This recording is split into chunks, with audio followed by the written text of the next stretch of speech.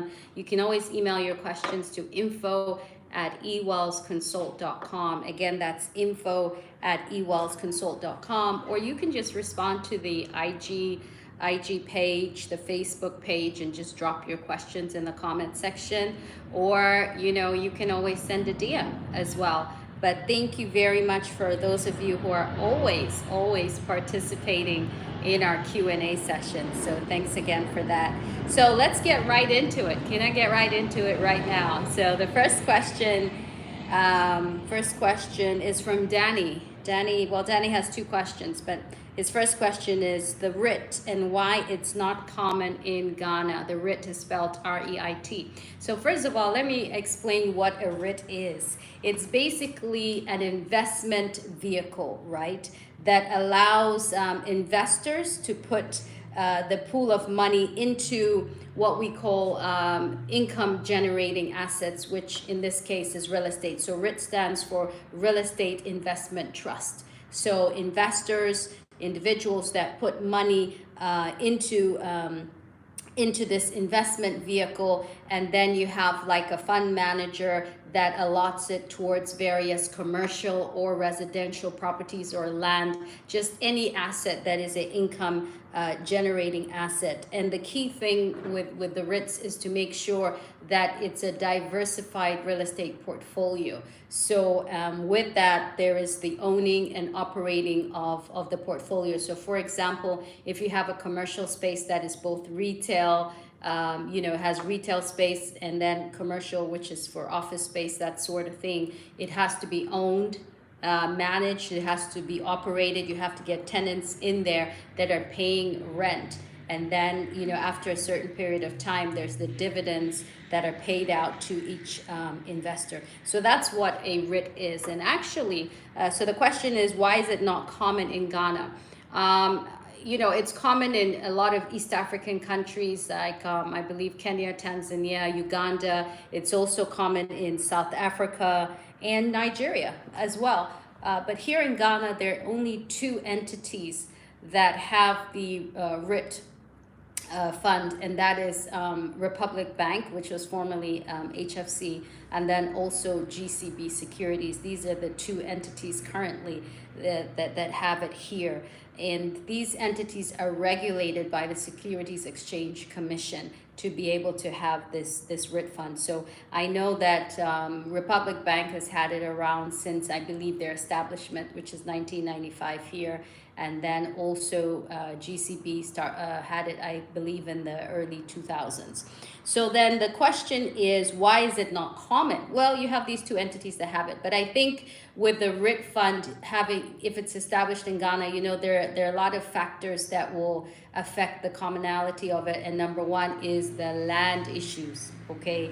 There are a lot of challenges in the land administration, not just buying, selling land, but also with getting it registered at Lands Commission and that sort of thing, and getting it digitalized, etc. So that's one of the challenges. That's why it's not too common. And then another challenge is the risk of inflation as well, where, yes, typically real estate is a dollar-backed asset, but you do have lands which are typically, in the local currency. So I believe that those are the two things that come to mind.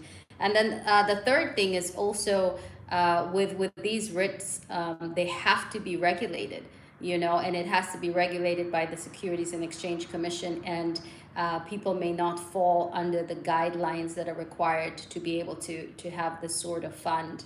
And real estate is not a regulated market right now. So to move from unregulated to now being regulated under the SEC, I think is also a challenge that some of these entities would face as well. And they're quite stringent requirements under the SEC that I think that some entities may not be able to meet. Okay, Danny, if you're online, I hope I answered your question. The next question he has is the future of fractional ownership in Ghana. Will it stay, or will the market shy from it? First of all, what is fractional ownership? Let's address that. So fractional ownership is when you have, it's almost like crowdfunding actually. You have a number of investors that have a share in a particular building. So for example, let's look at a serviced apartment or a hotel type, apartment building. So you can own part of a unit, somebody else owns part of the unit, and somebody else owns part of a unit. You can have two people owning one unit, three people owning one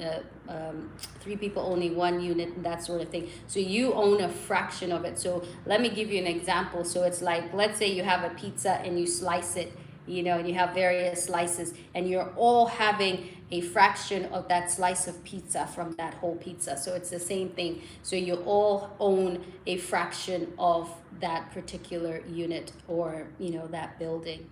And so do I think this will stay in Ghana? I do, because more and more people are leveraging numbers. If you're not able to afford this building by yourself, you may be able to afford it with 5, 10, 15, 20 people, and you're all getting a return on your investment. You're all receiving the dividends. So do I think? Yes, I do. And you've seen various developers already. I know developers like Devtraco, Earl Beam, they've all come up with this fractional ownership projects. You see them in Jolu and in Cantonments as well. So absolutely, I do think that it's going to stay. Just because, again, of the fact that you can leverage off of this, you can still make dividends, and you can share in the maintenance responsibilities, the upkeep of the unit, and you also share in, the dividends, the interest, just like you would in any other investment vehicle. So yes, I do think that this is going to stay and increase as well. We're going to see more people doing that. All right, thank you. Number 3 from Nee. I earn 1,500 Ghana cedis a month. Can I still get into real estate? Absolutely. I think one of the biggest misconception about real estate is that it's capital intensive. There are so many great stories out here of how people started real estate with nothing, So what I would say to you is, my question to you is, when you say get into real estate, what aspect of real estate? Because real estate is very diverse.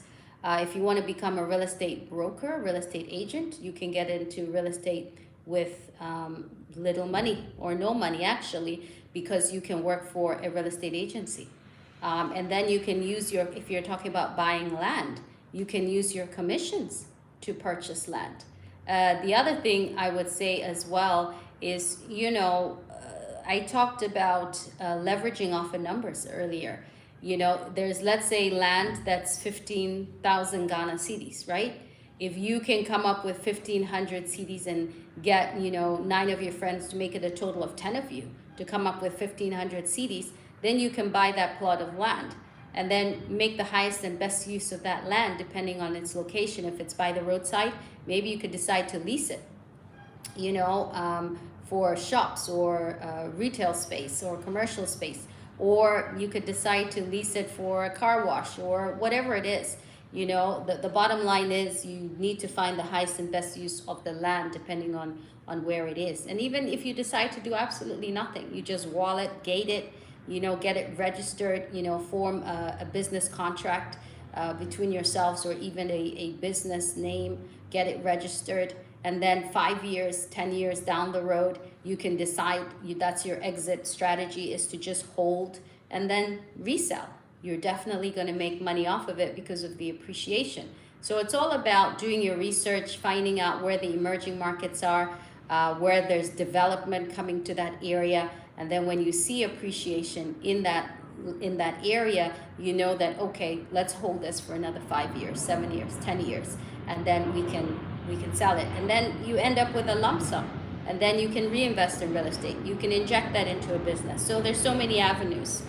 So yes, the answer to that question is a resounding yes, yes, you can get into real estate.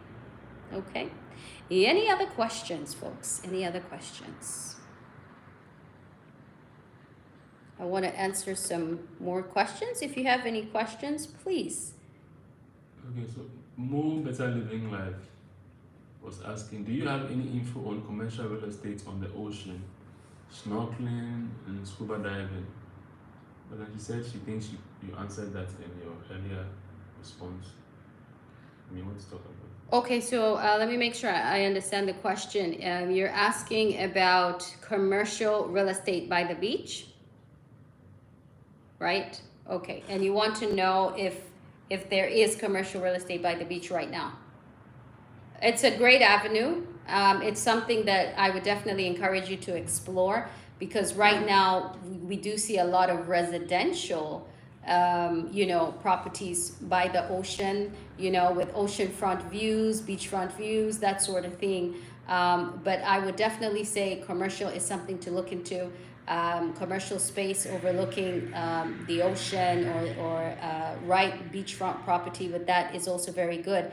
Why? Because you get a lot of tourists that go to beachside areas where they want to rent out or live there, vacation homes, retirement homes. So if there's commercial properties in that area, I think you would do well. In fact, right now I know that there's a developer that's building. That's more riverfront with the building in that area, and they're putting up commercial space. And banks are looking to expand and have branches there. You have other fast food, not fast food, but just restaurants in general that want to have other branches in different locations. So yes, I think it's a good idea to have the commercial properties that are ocean view. Okay, she's asking again, I'm new to your channel. Are you a broker? Oh, well, thank you so much for tuning in today. We really appreciate it. So I am a real estate broker, a consultant. I also do public speaking in a lot of real estate seminars.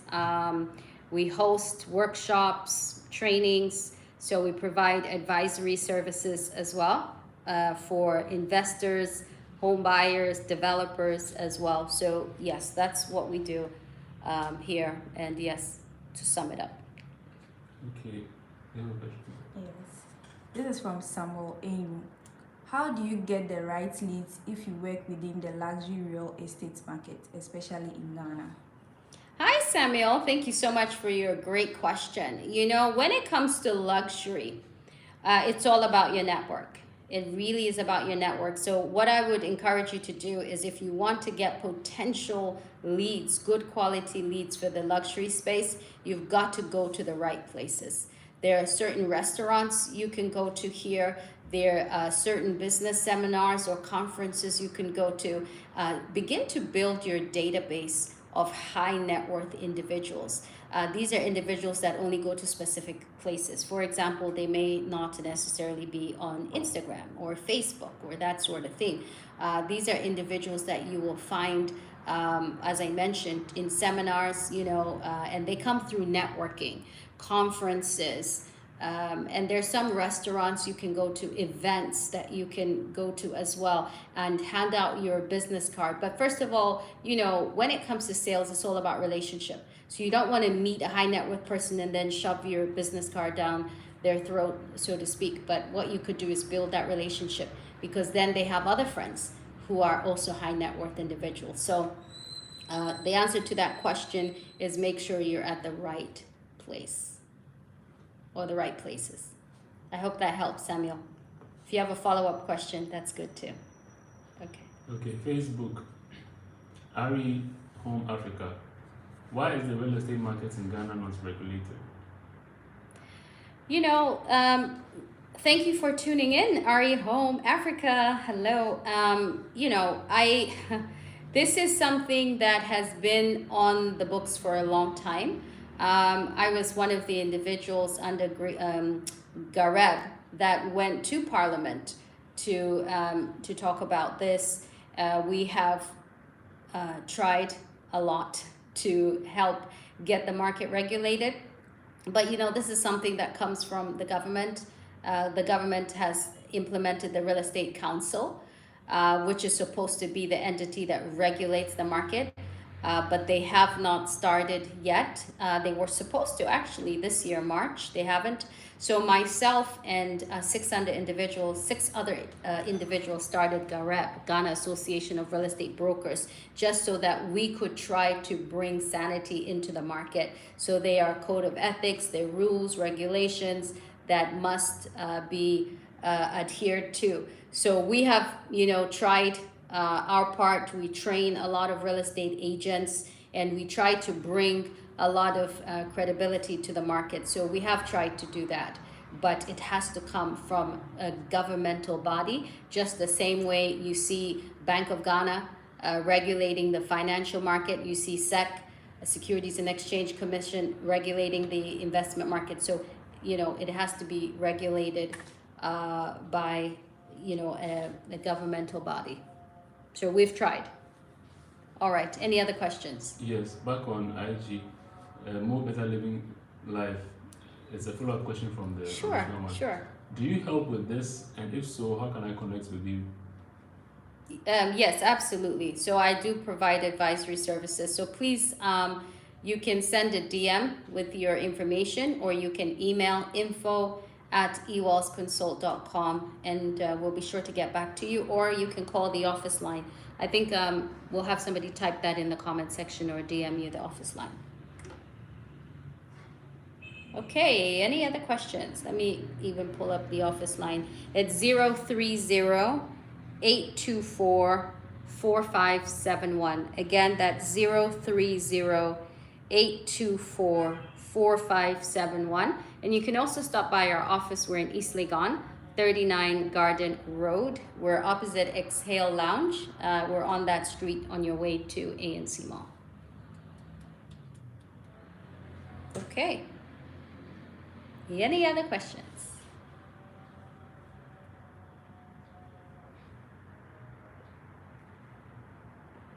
Nope. Okay, thank you all so much for tuning in today. I really appreciate it. If you have any questions, please make sure you send them to us. You can email info@ewallsconsult.com, and I'll be sure to answer all your questions. And just want to remind you, we have our African Women in Real Estate Conference coming up, the A-Wire Conference. It is coming up next week, Saturday. Tickets are limited. I think we have a handful of tickets left. So make sure you visit eventbrite.com and register, or you can visit any outlets for Ticketmiller outlets, or ticketmiller.com. You can go to Nalam Clothing Store at Junction Mall, or you can visit Vida Cafe at any one of their locations, Labani, East Legon, Stanley Heights Airport Residential Area as well, to pick up your tickets. So in person is 250 Ghana cedis only for a whole day of real estate information. We're having international speakers coming in, are going to be talking about anything from real estate brokerage to interior decor and design, technology in the property space to facilities management, to consumer behavior. We have an incredible lineup, and then we have panel discussions as well.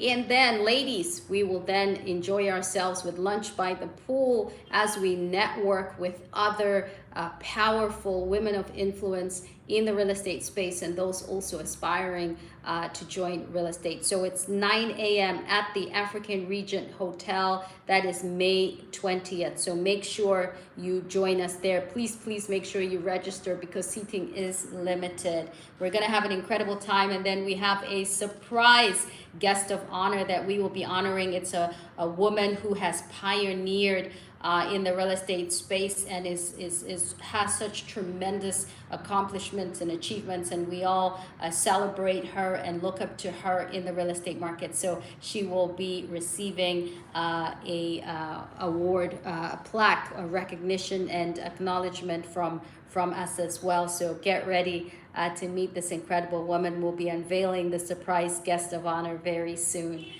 So please make sure you join us. And men have been asking, are men able to come? Unfortunately, men, you cannot come to the venue. However, the good news is you can join in virtually.